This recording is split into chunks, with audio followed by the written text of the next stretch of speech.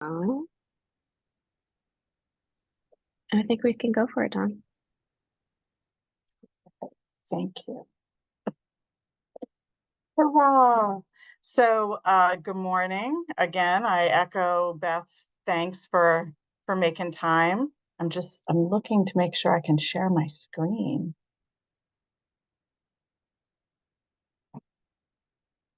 See more. Whiteboard, no. Oh, there it is, share. All right. So I'm going to do a brief presentation about the very preliminary results of the readiness surveys as they're coming back. Please know that I have not had time to code the actual responses, so you're getting pretty raw data that Dawn is pulling out as the surveys have come in, and my data person had a surgery for carpal tunnel, so she has not been able to get me some of the numbers as cleanly as she would like. So let me just share my screen. No, you don't want that. There we go. Dawn, I'm just going to jump in. If you can introduce yourself and your position in the chat, that would be great. Super helpful for notes. Thank you, Jen. I just tend to just jump right in. So let me get to this. Okay. And Matt is in the chat is prompting you to frame what the survey was about. Yes, I will. Yeah. Thank you. Okay, so the survey was a very clear follow-up to the readiness application.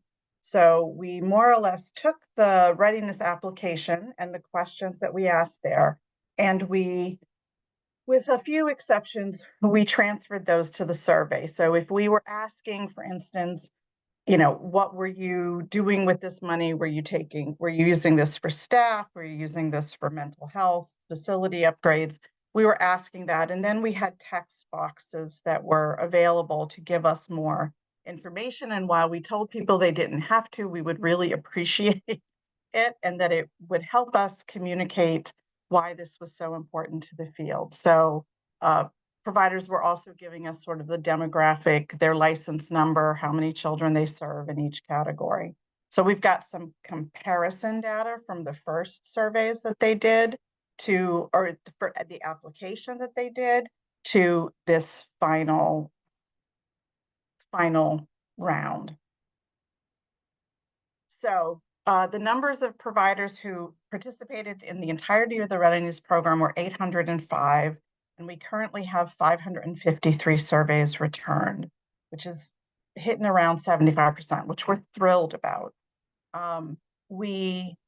When Eliza writes completed surveys, there's some surveys with bits of information missing that she is personally following up on. And then we're going to do another round of encouragement to finish surveys for folks who have not completed. And we know that by comparing the completers versus the applications. And then what we have been doing is sort of personally following up with those folks to encourage them. Another way we're going to encourage completion is in the not distant future when we launch the resource bundles application. We're just waiting for the last contracts to be signed before I can put that out into the world. It's going to have another, like, have you completed the readiness survey? So we're trying to capture folks. We're luring them in with free things, and then we're asking them to make sure they finish the survey. So right now, the reported capacity of children coming in from these surveys is close to 13,000. We have 300 programs reporting that they serve infants and toddlers. We have 343 providers saying that they operate 45 or more hours, which I was excited to see this because it lets me know that sort of we're seeing a return to a longer day of care. And this may include some non-traditional hours that we can follow up on. 351 of these folks are providing meals and or snacks, and 370 have said that they're using a portion of the funds towards staff, including themselves. And I have some quotes that I pulled out last night that exemplified some of the categories that we stressed. And while we told everyone, you didn't have to use the money in these categories. It wasn't like ARPA or excuse me, the COVID money where you had to very clearly do one of these 5 categories. This was a much more open ability to spend this money. We did encourage folks by saying, are you going to use this for compensation? So raising, obviously, compensation was one of our primary goals of readiness to help stabilize. And we gave that as one of the options. And here are some interesting, I was actually just talking with Janet about this morning. And, this was, I tried to sample different sizes of programs. And so certainly you have, I'm not going to read these to you because you're all adults. So you have some centers who are talking about professional development. They're talking about bonuses and salary increases, to family childcare providers who were saying things like, I was able to give myself a salary for the first time. I was able to actually pay myself and put things into my savings because I've never been able to do that because all of my income has gone right back into trying to maintain my business. Certainly these are things that we are also supporting in terms of tuition grants in the child development division. But once I code everything a little more robustly, and I can't see the chat. So Jen or Ben, like if there's questions that come up that I can. Claire just said these quotes are amazing. Oh, thank you, Claire. But Yes. I will read out if there are other questions. Okay, great, thank you. The next one is stability. And we were, when we were talking about financial stability, we were also thinking about a variety of stabilities. And, this would be the rent and mortgage, insurance costs. Several people mentioned the rise in insurance costs for their home family childcare centers, your electric, heating, et cetera. And then several folks mentioned covering payroll when their enrollment dipped, that their enrollment was uncertain. And so this money covered that gap in income until they could fill those spaces. And that allowed them to not lay off a teacher or otherwise curb their business.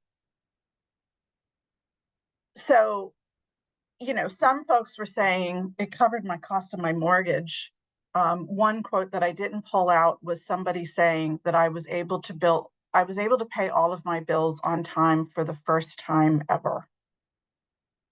And, I think for me, this really brought into, thinking now about Erin's presentation from First Children's Finance, that this is really reflecting exactly what folks were saying, that this was on one hand allowing some places like centers to expand their hours, that the CCFAP addition of the money and this infusion of cash has helped businesses operate in the black.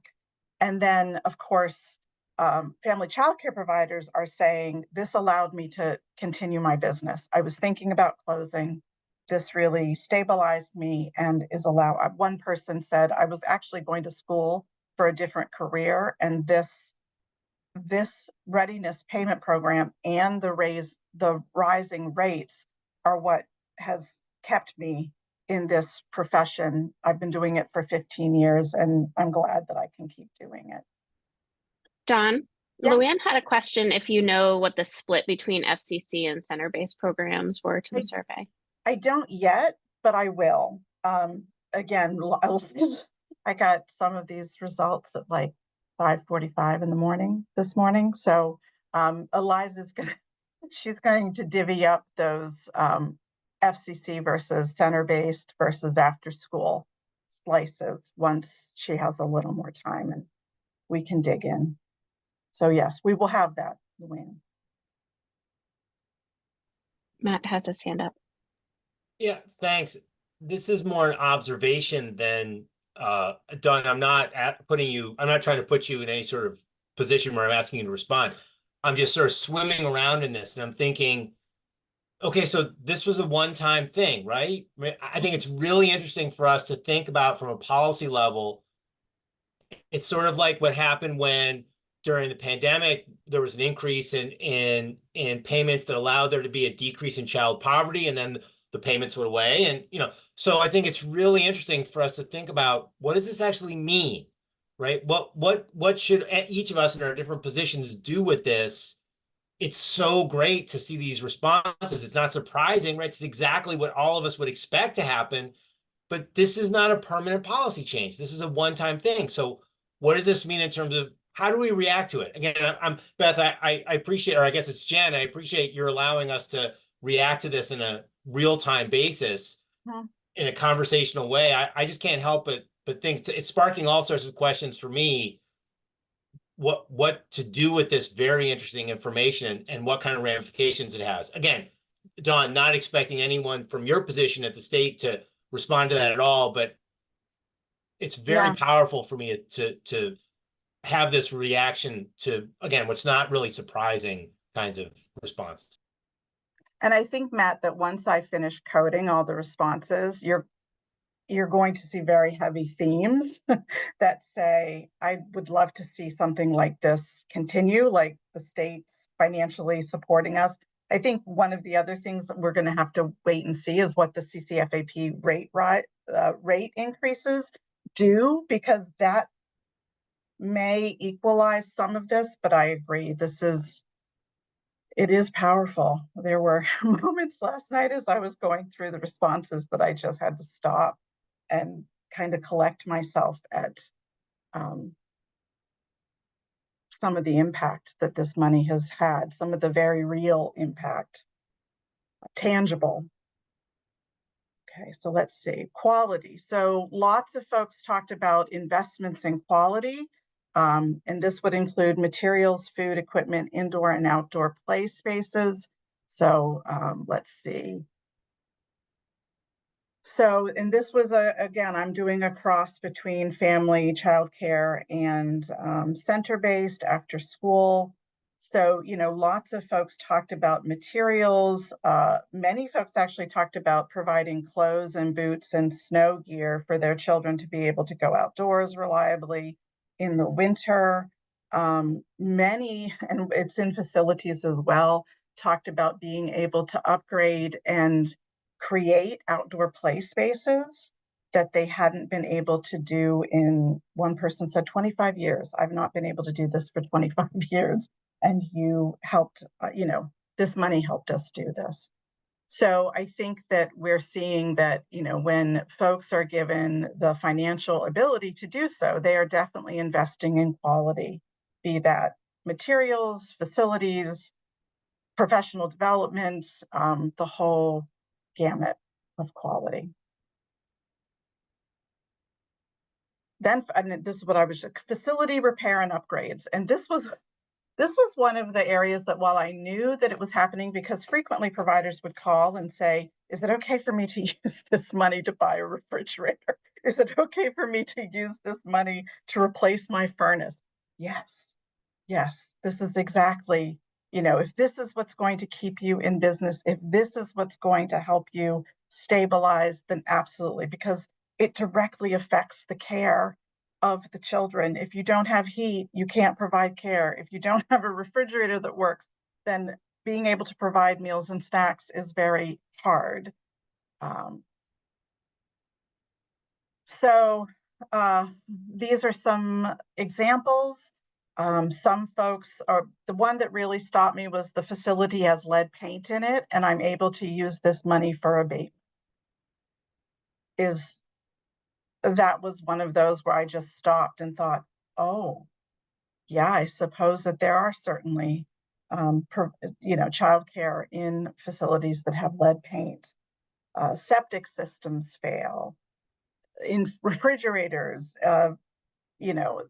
we've been able to change the addition to our home so that the children have more space and appropriate space. Bathrooms were renovated to make them child-sized. It just was a whole gamut of really amazing. One person talked about having heat pumps installed so that the rooms that the children were in were appropriately heated and ventilated, which of course improves the quality of their health and well-being. And then finally, the final category I have here is provider health and well-being. And this was a category we had that said, you know, mental health or professional development. And, you know, as we all know, when any individual feels mentally healthy, it helps them do their job in a more holistic and confident, happy way. And this is exceptionally important when you're working with children. Children follow the mood of the adult. Many folks said I was able to purchase health insurance for the first time.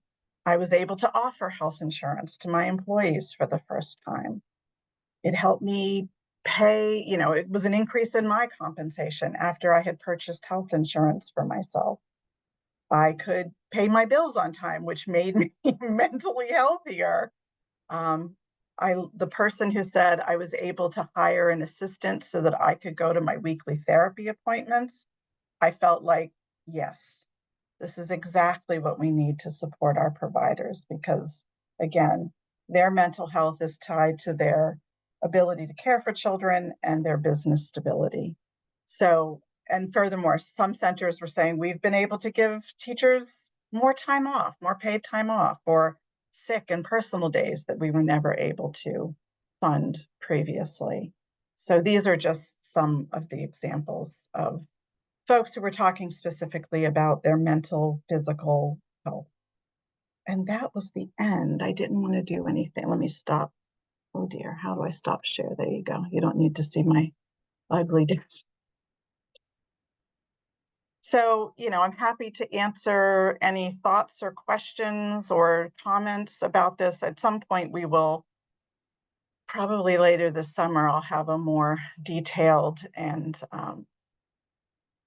kind of broken out coded responses. It's exciting.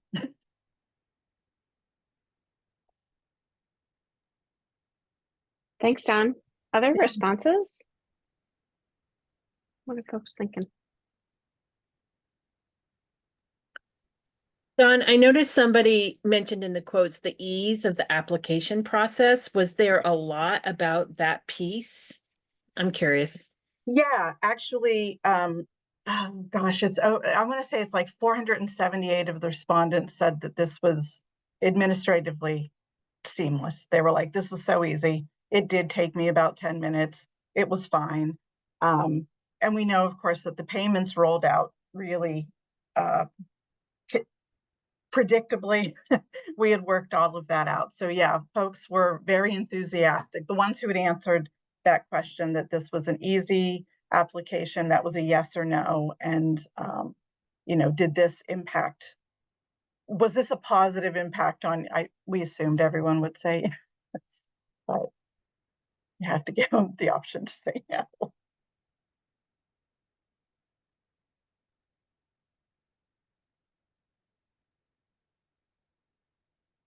But I do think it reflects what, you know, a variety of us have heard from a variety of sectors. Like these were the issues that we knew were happening in Vermont with, you know, the whole gamut of providers, and that this money did what it was intended to do, which was to help stabilize the profession and help folks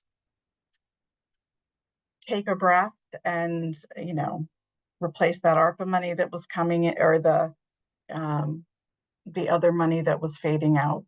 So well done to the legislature. Well done to the advocates.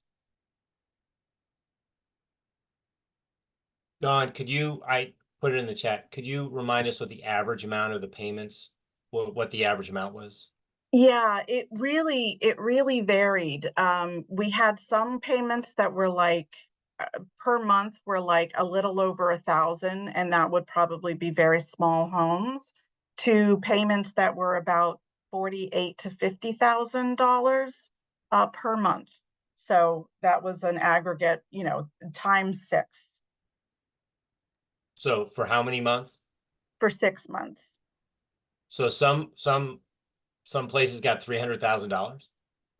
No, not, yeah, I have to go back to the big chart. yeah, some folks got quite a significant amount. Or maybe I'm exaggerating. I think the top one that I saw was 148. So maybe I'm confusing columns, Matt. Yeah, it's very possible. But I mean, that's easily found. And obviously the bigger centers or after school programs we're getting, because we were calculating based on license capacity and not enrollment. So there were some programs that were getting significant payments based on their license capacity.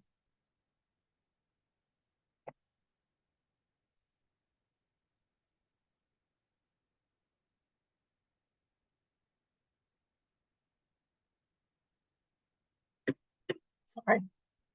And then finally, I'd like to remind folks that the CCDF plan is open for public comment. We have held it open in order to allow ELD folks, just a reminder that it is open. Currently, I think we only have 2 public comments that have come in. So there is a webinar that has been recorded, and the link for public comments is up, and we are accepting those.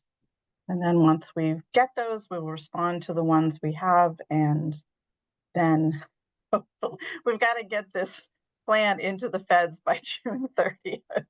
So we are hustling. Yeah, Dawn, I forwarded on Chris's Yes. message to this Thank you. crew. Can you just give a quick description of what is the CCDF plan and Sure. why people would want to Thank read the you. Sometimes 146 pages or whatever? Yes. Sometimes I'm living in my own world, like I'm living in this other world. So it's good for you to say, okay, Dawn, tell me, tell me what it is. So the CCDF plan is the document that we write. Every state writes one to say how we're going to spend the CCD. Anyways, I've just lost the acronym. CCFAP, yeah. CCF, no, well, it's CCFAP comes out of the CCDF plan, but it's part of a larger block grant that comes to states. So states have to write the CCDF plan and say, what are we going to do with this money? There's sections around financial assistance. There's sections around licensing.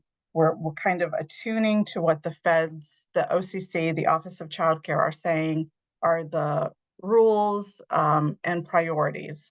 So the other parts of this are going to be the quality set aside dollars. What are we going to do with those? How are we going to address the priorities that the Office of Child Care vis-a-vis the string of agencies, how are we going to address those?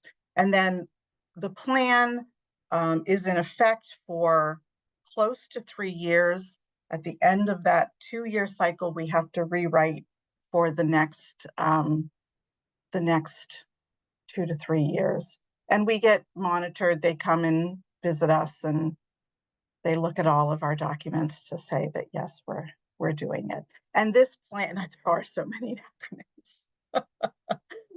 You know what? A year ago, Sarah, I was like, I have no idea what any of these people are saying, and I will never just throw acronyms around. And look at me, just winging them side to side. Yes. So then the feds have to accept it. Sometimes they kick it back to us and say, you need to revise. So it's a process. Becca.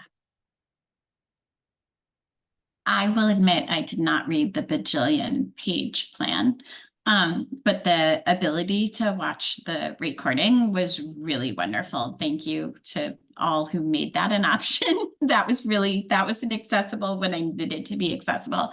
I think that in talking to people, because passing along those emails of like, this is important, pay attention, read this, digest it and comment. I think that there's still a messaging piece that needs to get out there about like some of the pieces that I personally in work world and as a member of society are like, oh, this isn't preferable. Like they're not actually our choices, Vermont. And I think that just from a messaging standpoint, that might be beneficial to have a broader explanation, right? Sure. That you're still doing the waiver for this, but the waiver can't go on forever because we're actually like not in compliance with federal Mhm. pieces. Yes. And I know that's been a continuous like hard battle to have and hard battle to message, but those are the pieces where people are like, I don't like this part of the plan when I'm talking about it with people. Yeah.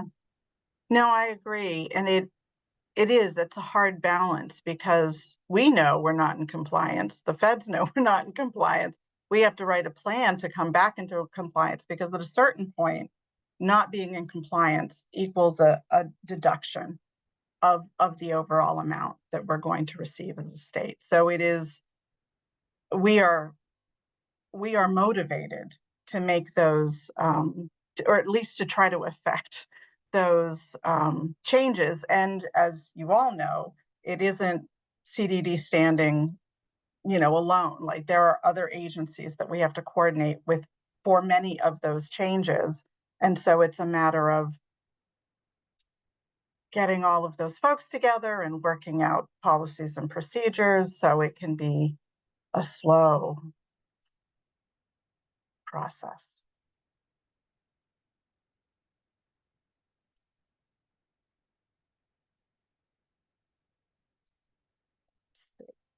Amy, I just saw. Yeah, I did look through it. It is very lengthy, but I did look through and it could have been in there somewhere and I missed it. But I was wondering if there is something written about universal pre-K and where that intersect kind of comes into play. I don't believe there's a lot because mainly this is around the Child Care Financial Assistance Program. And while UPK may have been mentioned, I know, for instance, learning standards are mentioned as part of the plan. I can't say that there's a lot regarding UPK because it's sort of a different category of what this funding is used for. So for instance, it's definitely going to talk about like infant toddler capacity building because that's one of the priorities for the set-asides. But I don't know that there's much about UPK in there. There is a section where it talks about partnerships. And so yeah. like I remember, talking about partnerships with VDH around health and partnerships with AOE around. Yeah. So I think that was it's like probably referenced there. Yeah. Yeah, I think that one, I did see that, Beth. I think that was like the VT, let's see, Vermont Integrated Council, VCIC. Yeah. Whatever that acronym stands for. Yeah, there's a lot in there with with the different VCAP committees. I think you're talking the Early Childhood Interagency Coordinating Team is the acronym. It's a mouthful. Yes.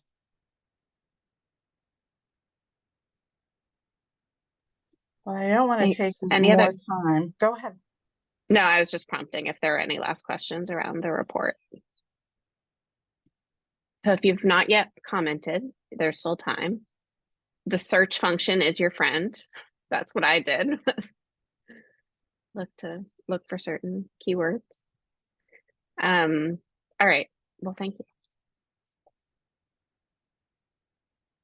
In the interest of time, we're going to keep moving. So Amy and Talia are here to present about the early multi-tiered systems of support impact report that ran from the fall of 22 to spring of 24. And they're going to do their best to leave a little bit of time for questions and comments. But if there are questions that come up, put them in the chat and we'll get responses after the presentation. And I'm going to turn my camera off. I apologize so I can share. Okay. Help the bandwidth.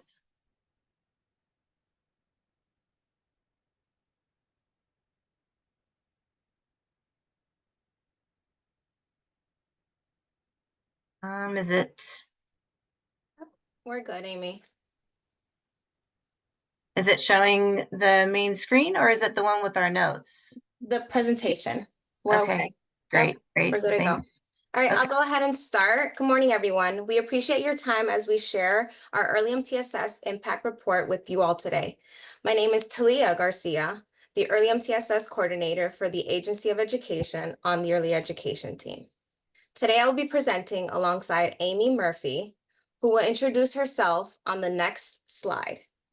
Before we Yeah. begin, we'd like everyone to scan the QR code on the screen that should pop up briefly with their phones in order to participate in our presentation, which includes a few embedded Menti questions to promote engagement and collaboration.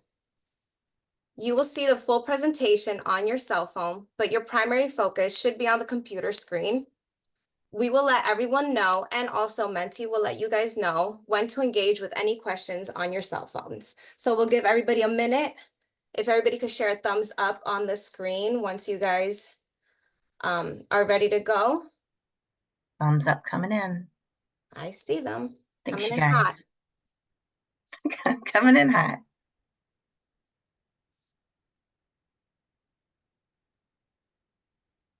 I'll just wait a few more seconds before we move forward, or if everybody could give me a quick thumbs up on your video. I'm just scrolling down to see if everybody's ready. Okay. Okay. I think we're good. So hi, everybody. Amy Murphy, Inclusion Coordinator for the Early Education Team. Like Talia said, we're going to go ahead and talk about Vermont's Early Multi-Tiered System of Supports, otherwise known as Early MTSS, and our latest impact report. So this is covering fall 2022 to spring 2024. During this time period, the Agency of Education was awarded a Title II and Title IV grant that allowed us to further expand our Early MTSS framework, and we were able to include universal pre-K public and private programs. We want to go ahead and draw your attention to the right top corner of this slide. You're going to see a target. And when you see that on the slides coming up, you'll note that that's when we're talking about data points. So that's just a visual indicator for you. Really quickly, Beth mentioned in the chat it wasn't able to pop up for her phone on her phone. So I did share a link in the chat for those of you who also experienced the same trouble. Thanks, Talia. You're welcome. And thanks, Beth, for letting us know. We want as much participation as possible.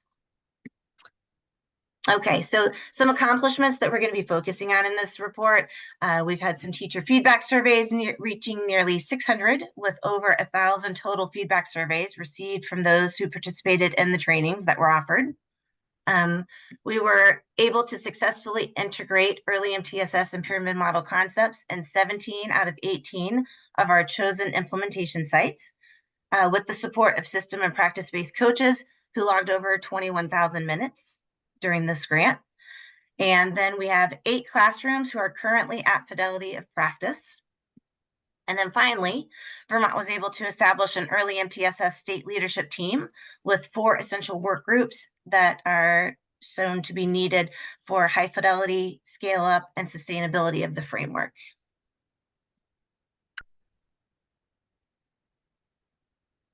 On this slide, you'll be able to find our definition of early MTSS. Early MTSS is an innovation neutral, data-based decision framework that wraps around the pyramid model. Early MTSS promotes preventative, universal, targeted, and individualized, equitable, and inclusive, high-quality, evidence-based practices. It focuses on promoting social emotional learning, along with academic learning and skill development for children birth through age 8. All early childhood environments, across all early childhood environments. In addition to the children, Vermont's early MTSS framework proactively supports competency building in adults, early childhood staff, families, and also the children. It integrates trauma-informed and mental health practices for maximal support, all of which reduces the likelihood of challenging behaviors occurring in children. Okay. So on this slide, we have included federal and state laws that intersect with the early MTSS framework. So Vermont's early MTSS framework aligns with the 2023 federal recommendations that just came out by the U.S. Department of Education and U.S. Department of Health and Human Services. the beliefs stated in Vermont's guiding principles, Vermont's early learning standards, birth through age 8, Vermont's Act 173, and the K through 12 MTSS framework. So if you all want to take a look at this one. Vermont has been an early MTSS state for many years. So this is going to be our first question for you. Do you know what year the work began? So if everybody can get ready. Oh, wow, you guys are you guys are fast. So we've got 15 players ready, 17 players ready. Quick to it. All right. I like all the little icons too. Okay, so we're going to ask. Okay, since what year has Vermont been an early MTSS pyramid model state? And don't worry, we're not going to make you guess. It's 2004, 2007, 2009, or 2014. If you could put your answers in, please.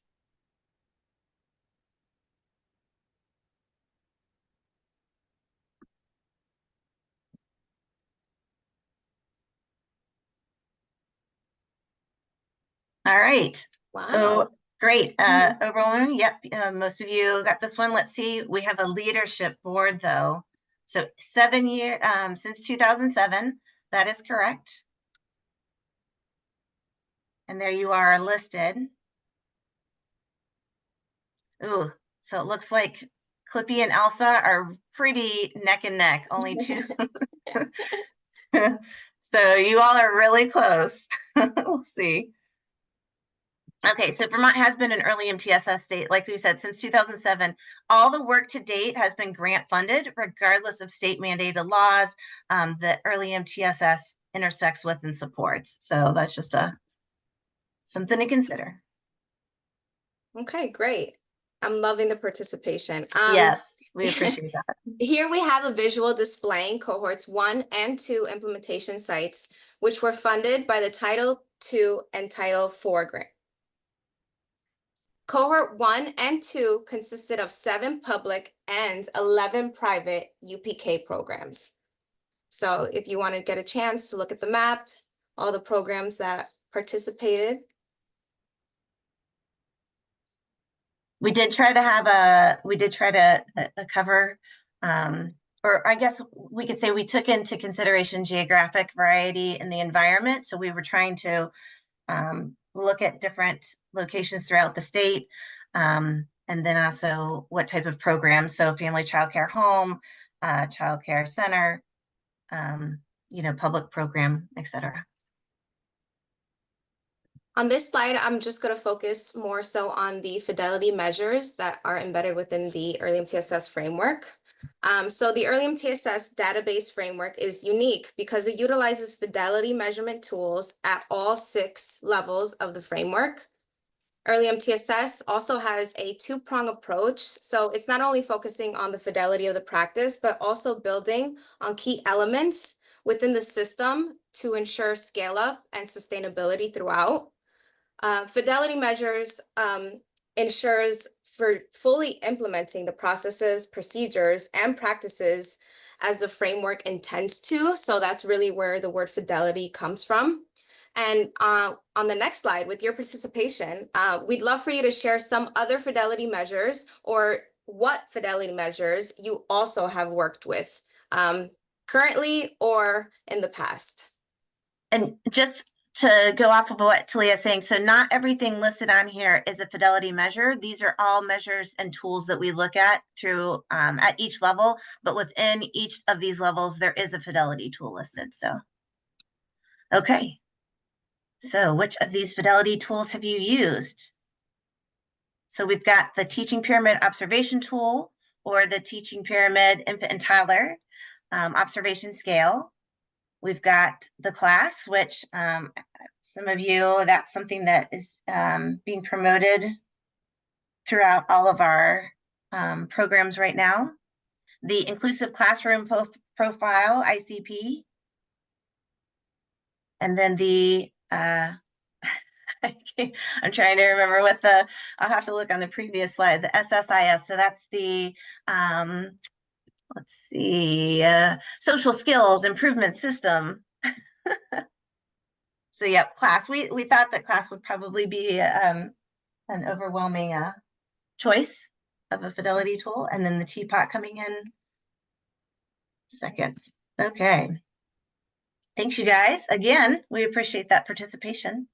So the Pyramid Implementation Data System, also known as the PIDS, is the engine behind the Early MTSS framework and holds most of the fidelity measurements and tools that we collect for, especially for this work. And PIDS is able to provide leadership teams with critical points, data points to make well-informed decisions about their system. So the data is going to be layered with both qualitative and quantitative data. And the data points that you see on the slide are currently the ones that are in our PID system that we're using. The data system is actually a data-driven feedback loop that informs continuous improvement at all levels. So there's no hierarchy. All of these inform our continuous improvement efforts. If you want to take a look. And I also want to plug in, Amy, there's over 70 reports of data that PIDS is able to pull. Embedding all of these tools. The So BOQ is the benchmarks of quality. Yeah, I was just about to say the same thing. Yep. And then we'll touch more on that a little later Yeah, in we'll go the through some of those presentation. things. Yeah. So on this slide, this provides a visual breakdown of each level of the implementation process and at what point and where each group will support the implementation of the programs. At the state and community level, leadership teams are established working together to provide support, policies, funding, and also resources. At the program and classroom levels, sites are provided with a system and a practice-based coach to help guide leadership teams to work on program-wide implementation. Then there's also the practice-based coach, which primarily works alongside the classroom teachers to build proactive use of universal, targeted, and individualized supports, and also competencies. Building internal capacity is truly the main goal shared by the system and practice-based coaches, with the final and ultimate goal for the programs to be able to function independently of external coaching over time. So really the goal is to get these programs to continue this work without the use of an external coach coming in and really driving their work. So that's something just to keep in mind. Mm-hmm. Okay, so successful implementation needs an implementation team. So implementation teams are found to be instrumental for organization change and education. And research has shown without the use of the implementation team that helps keep focus on implementation infrastructures, it takes an average of 17 years to achieve full implementation in only 14% of sites. So however, with support of implementation teams, we can reach full implementation in 80% of the sites in only 3 years. So that's a huge, a huge difference. And that's been a long-term study. And that difference of 14 years is the career of a child. So, we're talking about making changes for children and families directly. So on this slide, I'll just touch on these stages of early MTSS implementation. So early MTSS is grounded in implementation science, which means that it's a framework that utilizes a systematic approach to gathering data at every single stage along its way. On this slide, you're seeing a glance of what implementation looks like for sustainability. So the goal within the stages of implementation is to build the capacity and infrastructure so that the practices, policies, and procedures are of high quality, equitable, inclusive, and based on evidence, and that they're sustainable across all environments. So in the next few slides, we're going to focus on the data that we were able to collect from cohorts 1 and 2 of the title funds that we received. Okay, so data shows children who are suspended or expelled from preschool are 10 times more likely to drop out of high school. So because of this, Vermont has been taking a closer look at exclusionary discipline practices such as suspension and expulsion in our early childhood environments. I think we're all aware of that. So on May 18th, 2021, the governor signed Act 35 into law, banning suspension and expulsion of students under 8, except in cases of imminent harm or danger to others. And then on June 1st, 2022, the governor signed Act 166, otherwise known as 283, into law with amendments related to suspension and expulsion of students under 8 to include extending the above restrictions to approved independent schools and private universal pre-K programs. So if you look to the right of the slide, you're going to see a blue circle, and you'll be able to see the early education team received a total of 182 suspension and expulsion notices from fall 2022 to present time. So while this law has been, enacted, we've received 182 suspension and expulsion notices. 53 of these suspension expulsion notices were received from programs in cohort 1 and 2 before they actually started implementing early MTSS pyramid model in their program.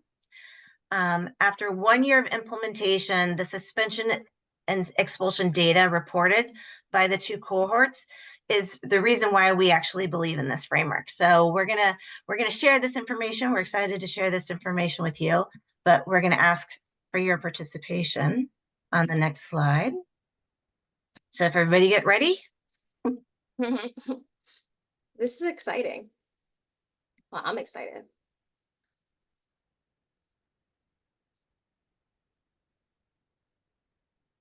Thanks for the thumbs up, guys. Yep, we appreciate it.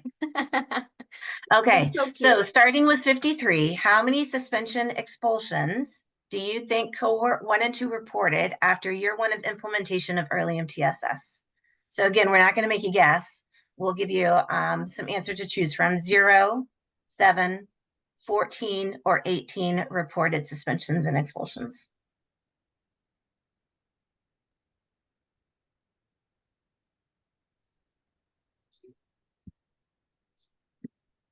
Okay. Yep, so Yeah. the correct answer is 7. Good 7. job, Scylla. Let's see I who's in the lead. If Clippy's still in the lead.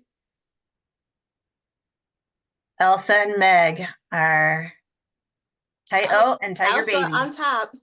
All right. Thank you again for that participation. Yes. Okay, so we analyzed the data to help determine whether early MTSS and pyramid model coaching, training, and implementation of the practices could be a factor in the reduction of the use of suspension expulsion in cohorts 1 and 2. So our findings in cohort 1, we found a 50% reduction in suspension expulsion after year 1 of early MTSS implementation. And then in cohort 2, there was a 98% reduction in suspension expulsion after year 1 of the implementation of early MTSS. Now, while we recognize that the implementation of the framework, the early MTSS framework, won't extinguish all challenging behaviors, there is evidence that does lessen them, that suggests that does lessen them greatly. So while building those competencies, not just in the children, but within the adults working with children, so then they are better to be able to proactively respond to those behaviors that are coming in. So later, we're going to provide some of the qualitative data from teachers expressing how those competencies, engaging in those competencies allow them to feel better prepared to support each and every child in their program. So a lot of this work won't be possible without our cross-sector state leadership team. And before we introduce them, we're extremely proud of the number that we're able to sustain on our state leadership team. So with your participation, and we'd like you guys to estimate the number of early childhood community partners that make up our entire state leadership team. Oh, you guys are ready. Okay. So can you estimate the number of members on our cross-sector state leadership team on a scale of 1 to 20?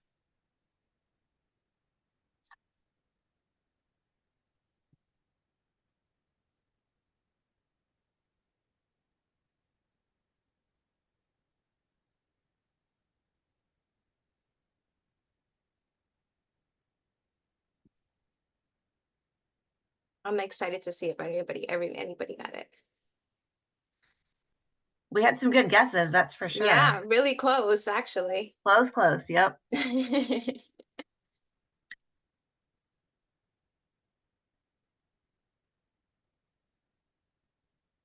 All right. Still neck and neck. Okay. Still neck and neck. Yes, so the correct answer is 19. So the Vermont Early MTSS State Leadership Team is made up of a cross-sector group of individuals representing Vermont's early childhood system who are passionate about creating the high-quality, equitable, and inclusive early childhood environments for each and every child and their family. This high-quality philosophy also aligns with Goal 3 on our State Advisory Early Childhood Action Plan.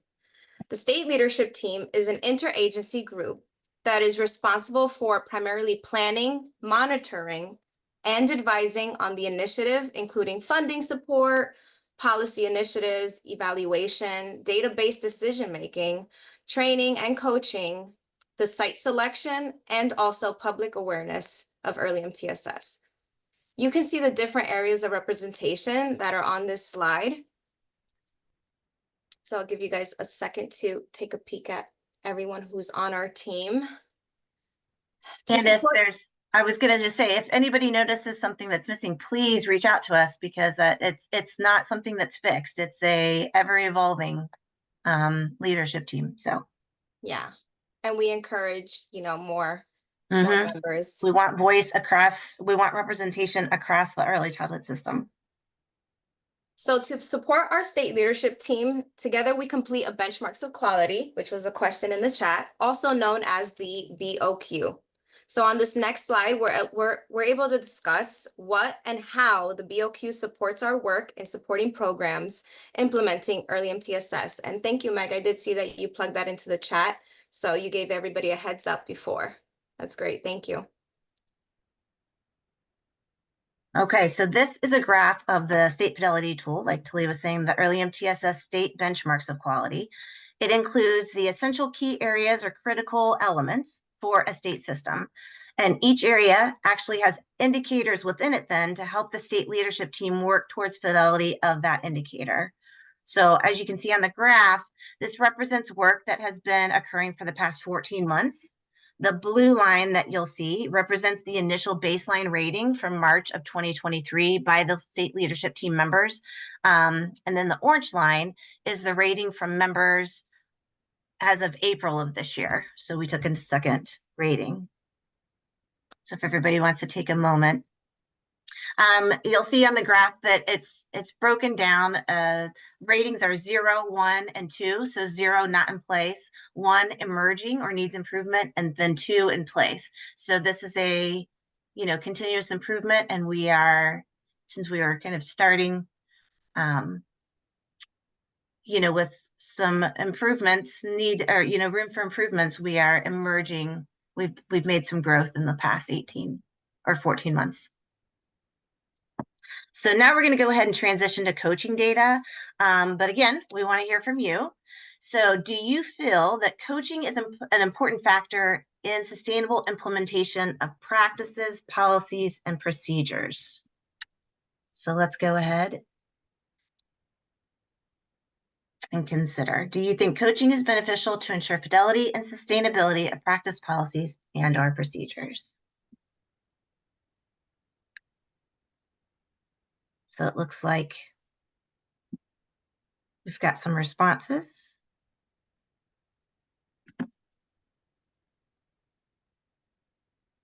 So an overwhelming yes. So the reason why we asked, the Agency of Education surveyed all UPK public and private programs to ask what they feel was needed to ensure sustainability of the early MTSS framework and the pyramid model practices.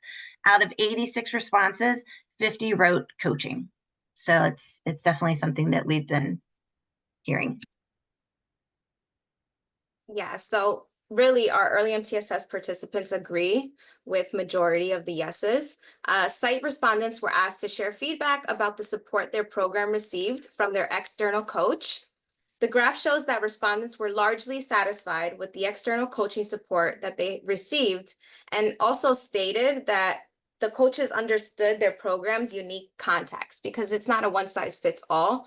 Mhm.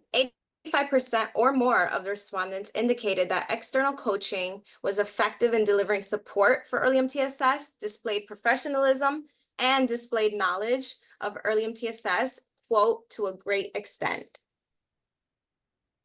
So I'll give everybody a moment to take a peek at this slide. So in addition to this qualitative data that we have in front of you, on the next slide, Amy's going to share with everyone some quantitative data we collected on coaching. Okay, so data from coaching visits and teachers was gathered through leadership team coaching and classroom coaching logs. And with the use of this application, coaches could better monitor their observation feedback, their action planning, reflective conversations, and then problem-solving conversations that they were having with those teams. It was reported that each classroom teacher received an average of 13 coaching sessions over the course of an 18-month period. Some didn't occur during breaks, which is what we found to where there were gaps, why it didn't occur each and every month. Some programs were closed because of break and couldn't meet.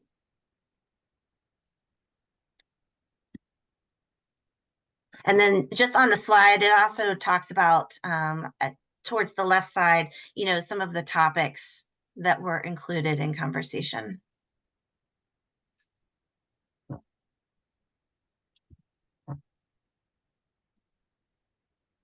Okay.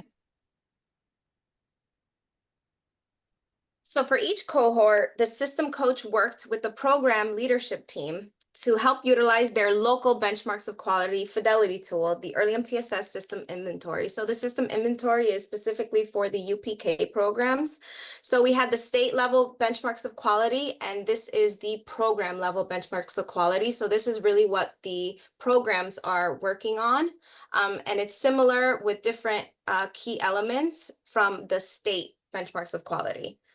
So the benchmarks of quality assists leadership teams in creating an action plan based off the findings in the inventory. So on the next slide, we'll be able to see some of the key elements in our program level benchmarks of quality, also the system inventory.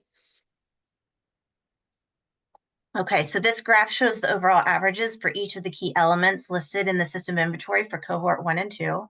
We've got strong systemic support, effective partnership and collaboration, well-designed professional development, provision of high quality and responsive learning environments, and then comprehensive and functional assessment systems.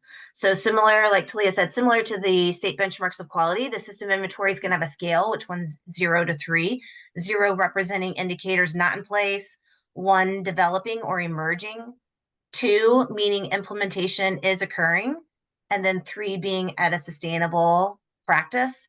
As you can see from the graph, the quantitative data shows that some key elements are further along in implementation than others. And, you know, just to note that the leadership teams are the ones that are deciding which areas they'd like to prioritize first. So they are making the decisions at that local level.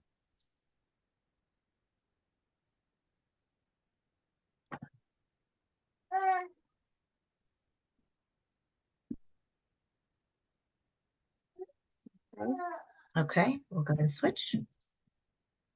So on this slide, you guys are able to have a visual of all the trainings that the participants received. So all of the cohorts were offered all of the trainings that are displayed on this site at absolutely no cost to them. And these trainings were also extended to the early childhood mixed delivery system for free. So we offered it first to our cohorts and extended the trainings completely for free for anybody in the early childhood mixed delivery system. The trainings include, as you guys could see, and I'll give some insight on them. So they included the pyramid model preschool module series that with data collection at each level. Another one is the Prevent, Teach, Reinforce training, which focuses on the children that are exhibiting significant and persistent challenging behaviors. And it determines the functions of this behavior, developing a response plan with data and reassessment to ensure the effectiveness. There was trauma-informed practices training, which includes teacher and child trauma and how to better recognize and support those individuals. Another training was the behavior incident report trainings, which helps to analyze the classroom patterns using data so that teachers can modify their approach if needed to intentionally teach practices or skills that are identified. For just the cohort sites, trainings also included teaching pyramid observation fidelity tool and practice-based coaching training. Both of these trainings are utilized to build internal capacity at the classroom or the teacher level. A total of 1,002 participants attended a variety of these trainings from fall 2022 and spring 2024. And I apologize, that's my baby in the back. No need to apologize for that. So respondents rated the helpfulness and accessibility of the early MTSS trainings that they attended. And this graph is going to show them, show that most respondents indicated that the trainings helped build knowledge of effective practices. They were sufficiently accessible to a moderate or great extent. And then the respondents were in the greatest agreement that the trainings were helpful in building knowledge of the effective practices to promote social and emotional development in children. So we'll give you a minute to look at that.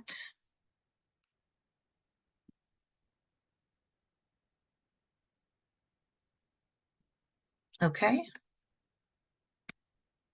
So some additional participant feedback included points such as praising the early MTSS framework, appreciating the trainings and support from the AOE, hoping for more training availability to identify coaches internally, and that goes to hand in hand with the external coaches. So these programs had the external coaches, and somebody mentioned that they hope to have more training available so they could identify an internal coach to sustain in the future, and also being encouraged by the trainings being free is something that participants mentioned.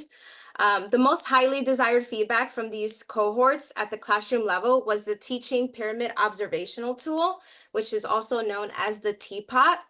And with your participation, can you guess why? So again, I'll rephrase that question. Can you guess why the TPOT was the most highly desired feedback from on a classroom level? So by pinning one photo, who do you think can benefit from the TPOT fidelity measures? And I guess you guys could go with what you feel or who you feel most benefits.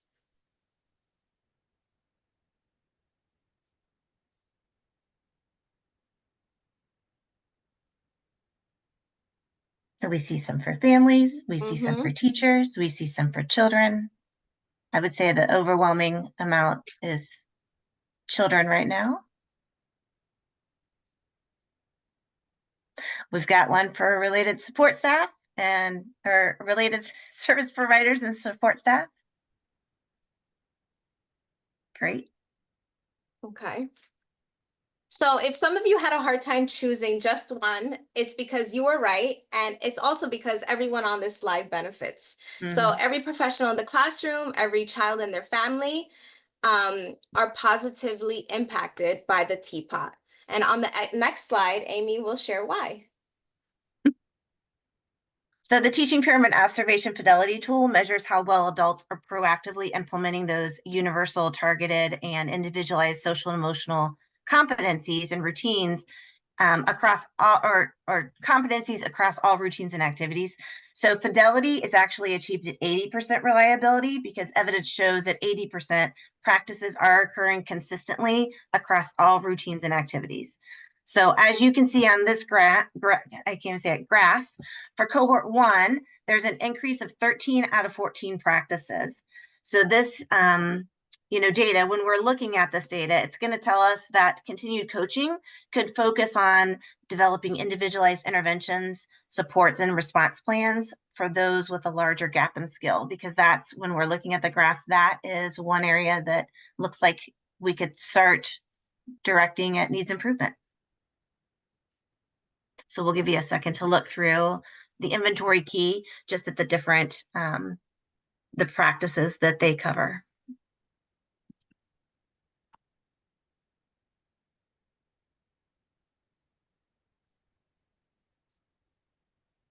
And so the blue was the baseline, the blue line was the baseline data for fall 2022 for cohort 1. And then the yellow is the following year, fall 2023. When it was completed again.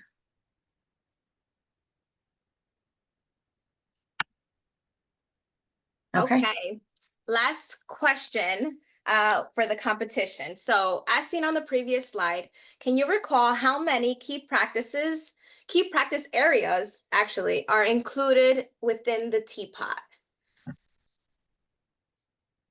So it looks like everybody is getting ready. All right.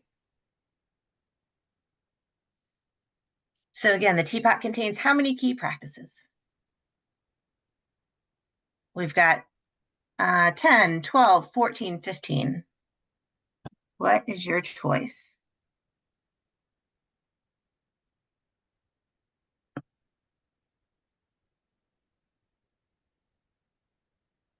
Thank you for the thumbs up.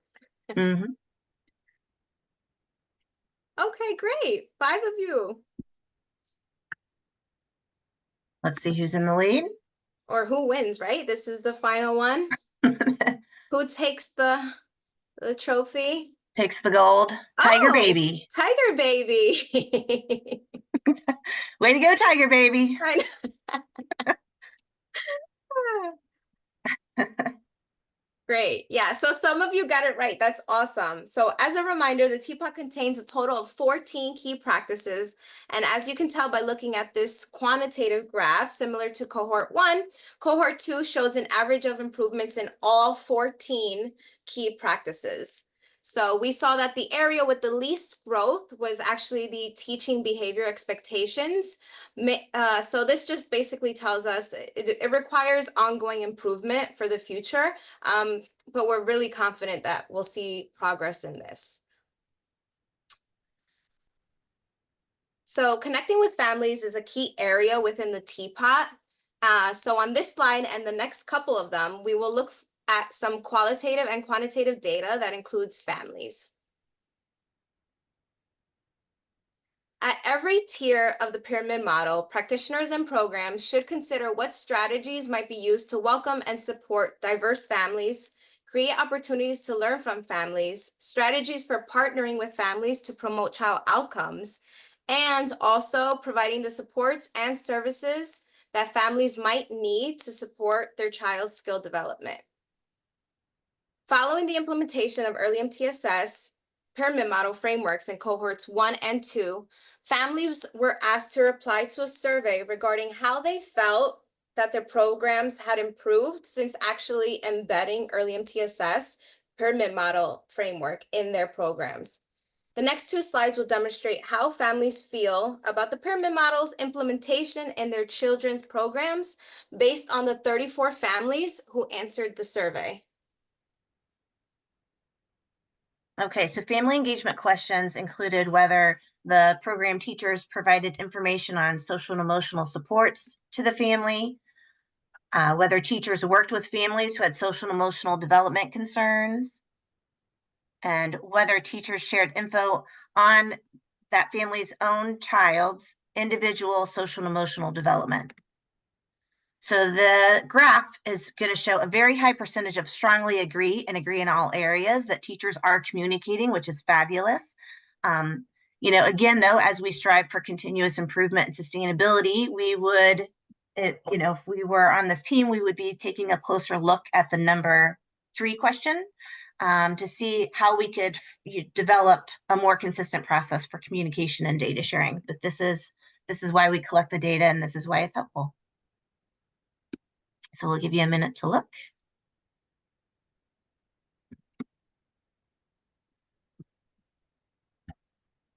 Okay. Okay. Included were some encouraging qualitative data from families. So observing their child's social and emotional development, as well as communication and teamwork, were some positive feedbacks. And in the and keeping in mind that we're almost out of time, I'm not going to go ahead and read all of those quotes. So the Ages and Stages social and emotional questionnaires encourage bi-directional involvement from families. So on the next few slides, hopefully we get through and in time, we're able to demonstrate for you both qualitative and quantitative data again that was collected from cohorts 1 and 2 to show the usefulness of this screener. Right. So the overall goal of early MTSS is to be proactive, to identify children who may be struggling, to intervene early, and that helps to ensure improved outcomes for each and every Vermont child and their family. So using the Ages and Stages questionnaire, Ages and Stages as social and emotional screener programs will work with families to learn about their concerns that they may have for their child and identify those gaps and then be able to intervene. So when cohort 1 and 2 were asked whether they were using the ASQ to identify gaps by communicating with families in a universal way, as a universal screener, 75% said they were using it as a universal screener. 25% that they were said they were using it as a questionnaire, but not as a universal screener.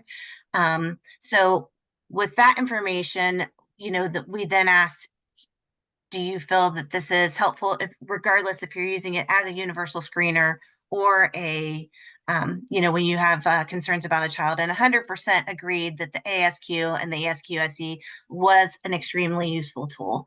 And it's, we're certainly encouraging that as a universal screener. So if you've used any of the ASQ or ASQ3, have you found this universal screener to be useful?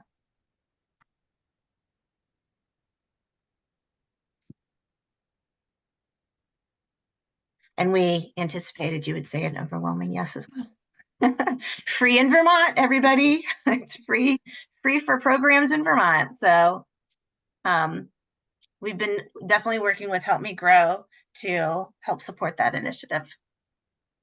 So on this slide, in a glimpse, these programs are saying that the universal screeners show the importance of family participation, and they like how the language is approachable for families and how it approaches the child as a whole.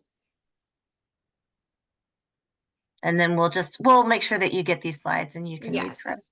So this grant had an external evaluation team, and it was through the American Institute for Research, AIR, who designed all the early MTSS participant surveys, so they could assess participants' perceptions of the implementation, and perceptions of training, coaching, and the type of assistance needed to advance the implementation.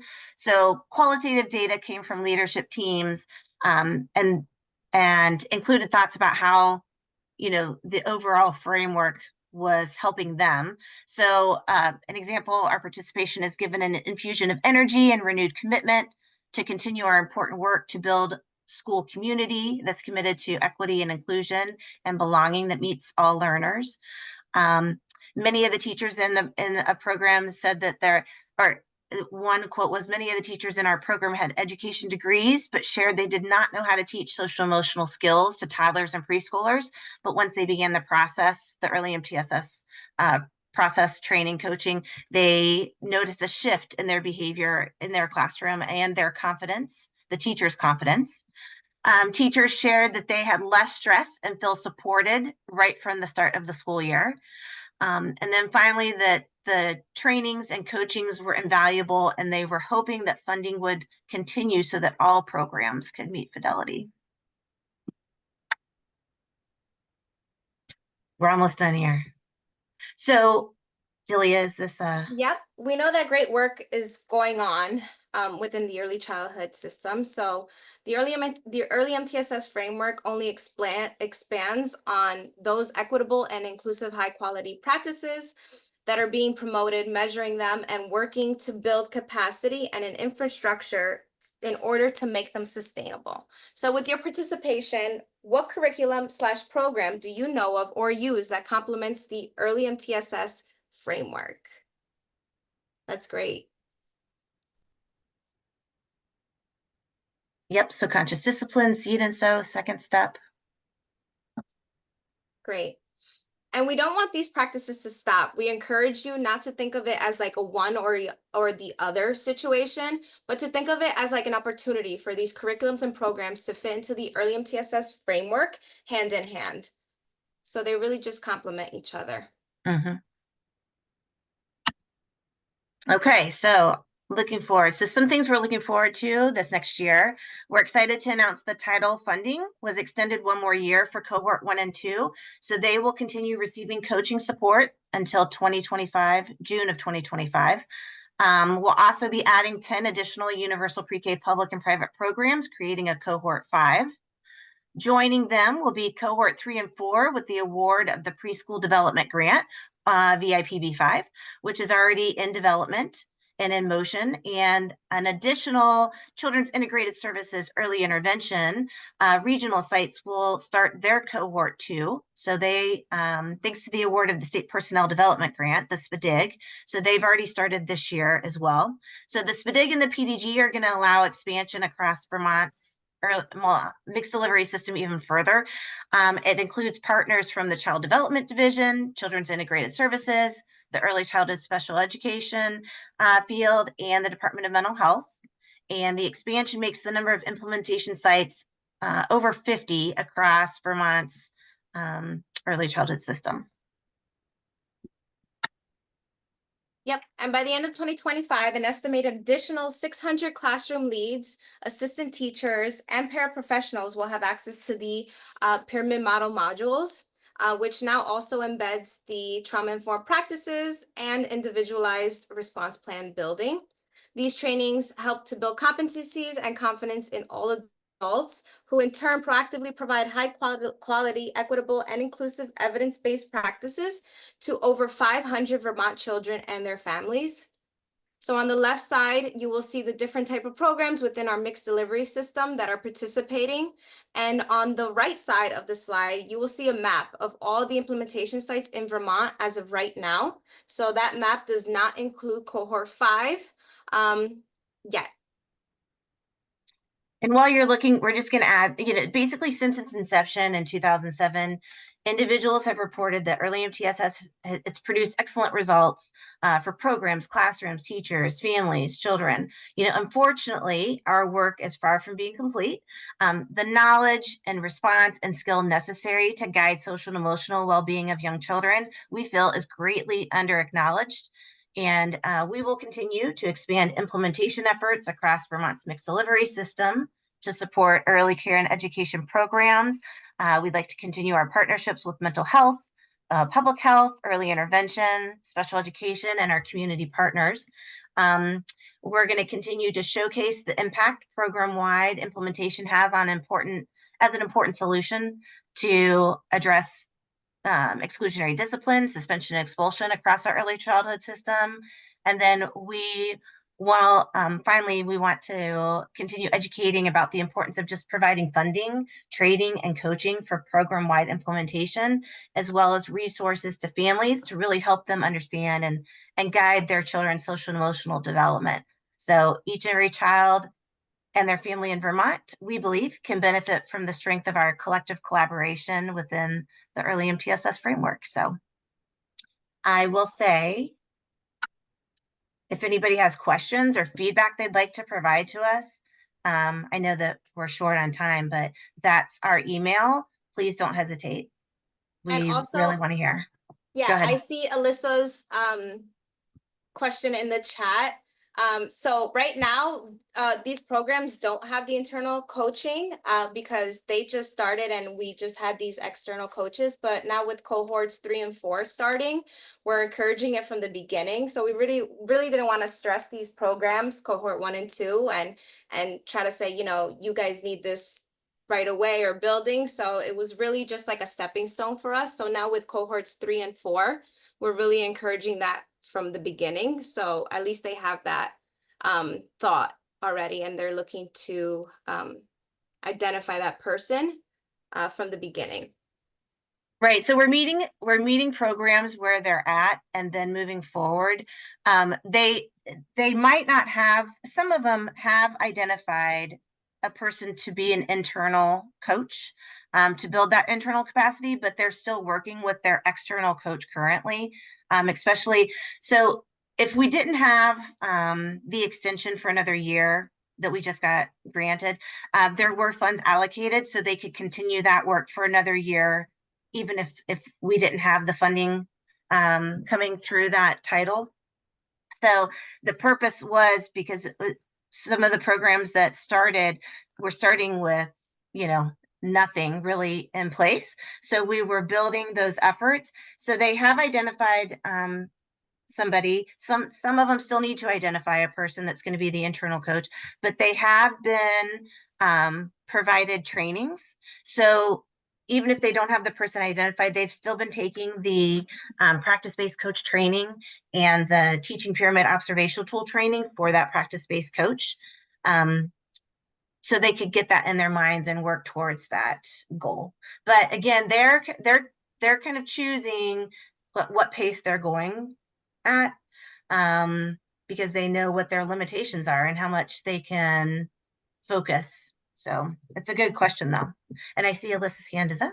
Yeah, great. Thank you. Sorry, I have a baby who's on and off nursing here, so you're welcome. I'm going to keep this camera off.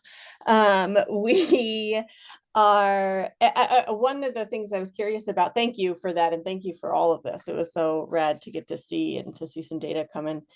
I am wondering two things. One, for the internal coaching, where you're coaching these folks to be internal coaches, is it how to be a coach or is it content knowledge?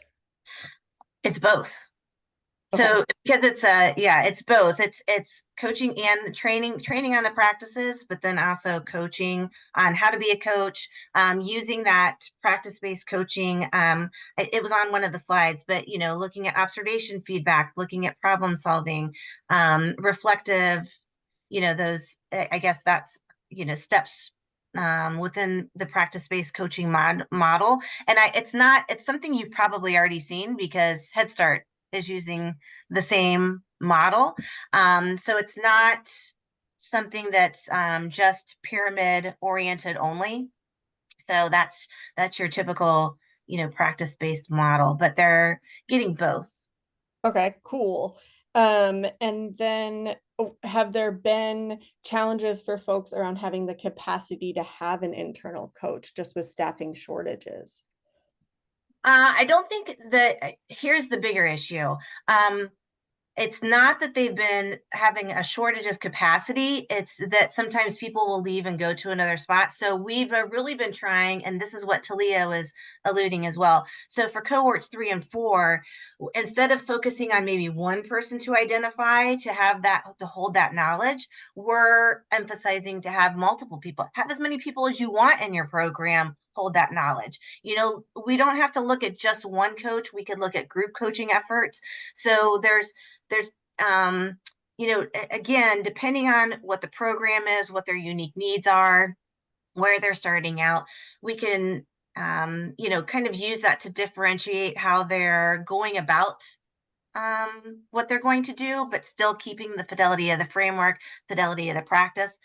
But so we're really emphasizing having multiple people have that knowledge in case somebody does unfortunately move out of state or go to another program. So all is not lost. And then that is still a sustainable, everything is still sustainable within that program. Does that make sense? Yeah, for sure. Thank you. Yeah. And then what does it look like for family childcare home providers? So family child care home providers, we did have them use the system inventory, but we are now for the preschool development grant. We have a benchmarks of quality specifically designed for them now.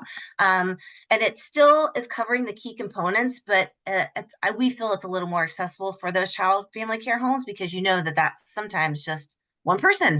So again, it's just kind of working to meet them where they're at and then expanding from there.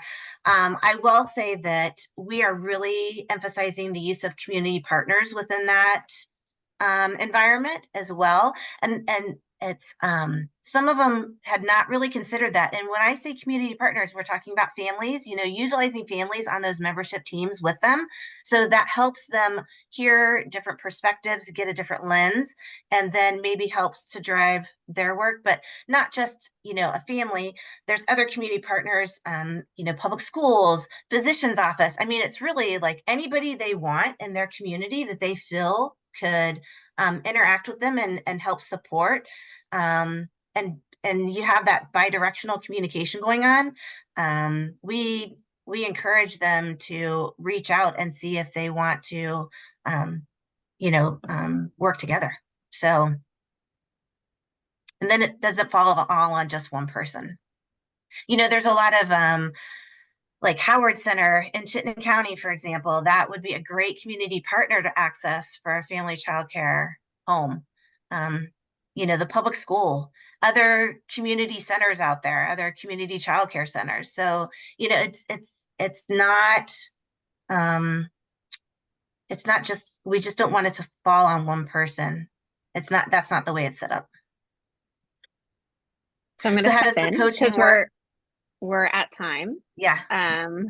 So I would imagine that you guys can connect afterward. Yeah, we're if gonna, you we have more actually, questions.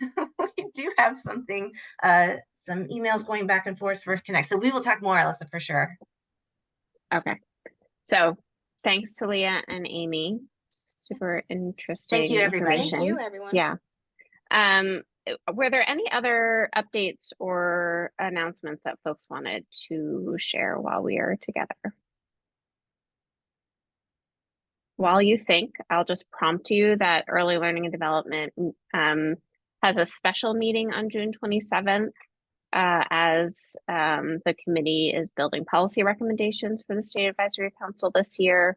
And there's a survey, just a draft survey to get a sense of people's interest and what they feel like is bubbling up. So if folks can do that now or tomorrow, that will help inform the conversation.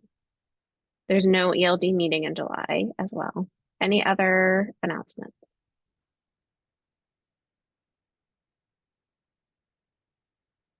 Okay. Thanks for being here. Great to see you. Have a great morning, afternoon.